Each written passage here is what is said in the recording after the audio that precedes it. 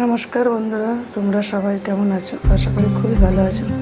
আজকে আমি একটা কাঁঠাল ছোলা রেসিপি শেয়ার করব। এখানে দিয়ে দিচ্ছি তেল,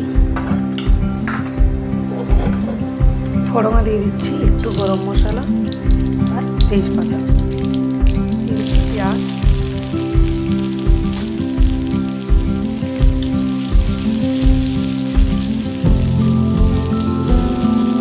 কুকারে কাঁঠাল আর ছোলা সিদ্ধ করে নিচ্ছি। পেঁয়াজ হালকা ভাজা হয়ে গেছে, কেটে ধুয়ে রাখা আলু দিয়ে দিচ্ছি।